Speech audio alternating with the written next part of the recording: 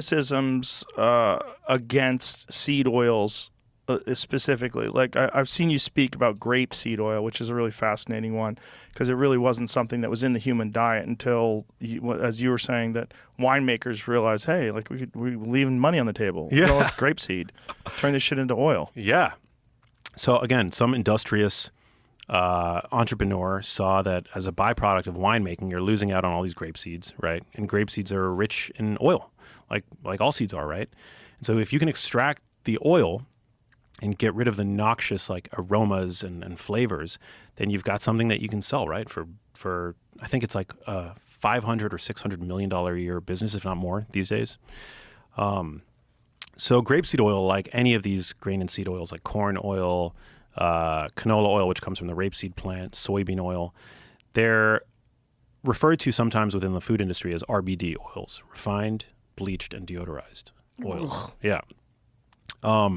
Because they have like these these harsh, bitter flavors, right? Mm-hmm. Some of them, like the rapeseed, contain toxins like urucic acid. They might want to change the name of that seed. Yeah, right? Doesn't it seem like a rude way? Yeah. You know, you want to murder fruit? No.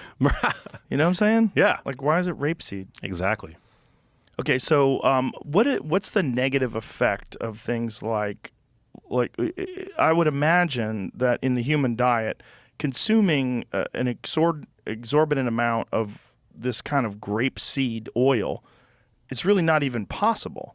Like, how many grapes would you have to eat to get with the seeds to get the kind of the amount that you would get from a tablespoon of like grapeseed oil? Yeah, I mean, humans, we don't even like generally, we're averse to seeds for a reason. I mean, if you've ever tried to chew into a grape seed, it's bitter, right? You spit it out. So that's why these oils didn't exist in the human food supply before 100 years ago. We hadn't had the chemistry labs, the erector sets required to extract these oils and then run them through all these myriad processes to make them to some degree palatable and able to be utilized by the food industry. They used to be used as engine, lubricant and things like that. That's in industrialized seed oils have always been used as lubricants for engines. Yeah. So when did they start using them? What is this, Jamie? What'd you pull up there? Okay, to produce 237 milliliters, 8-ounce fluid bottle of grapeseed oil, 1 ton of grapes is required. So 2,000 pounds of grapes to get 8 ounces of grapeseed oil. The finished oil is light yellowish green in color. Holy shit. That's insane. Well, there you go. So if you're cooking in grapeseed oil, you're essentially, it's a crime against nature. Yeah, it's the most unnatural thing. And, people listening to this might say, appeal to nature fallacy. What's natural isn't always, like arsenic is natural. True. But I think that like a platitude like that isn't very helpful, right, in the modern world. So what are the negative effects of things like industrialized seed oils? Yeah. So, for one, they all undergo that step called the deodorization step, which is the step that removes the noxious odors and aromas from these oils, makes them palatable, gives the oil, it's basically the food industry's equivalent of the witness protection program, right? Because it takes an oil and it makes it so bland and free of any kind of character, right, that it can be used to roast nuts in, it could be used to make granola bars, it can be used to saute food in a restaurant, it could be used to fry food in, for example. And the problem is, one of the problems with these seed oils is that deodorization step creates a small but significant amount of trans fats. And we know that there's no safe level of trans fat, artificially, man-made trans fat consumption. Their most recognizable form was in partially hydrogenated vegetable oils, which were outlawed, right, 5-6 years ago, something like that. But you can still find man-made trans fats on the market in the form of these grain and seed oils.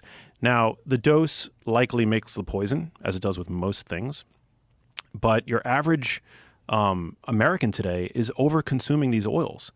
Well, they didn't exist, again, in the human food supply prior to a century ago, and their use has increased anywhere between 250 and 1,000%, 1,000% for soybean oil, in particular polyunsaturated fats. We know that your average American is under-consuming vitamin E. Like 10% of Americans consume adequate vitamin E. So as our intake of these polyunsaturated grain and seed oils increases, our need for vitamin C increases. We're not consuming adequate vitamin You E. mean vitamin E? Vitamin E, yeah. Yeah, you said C.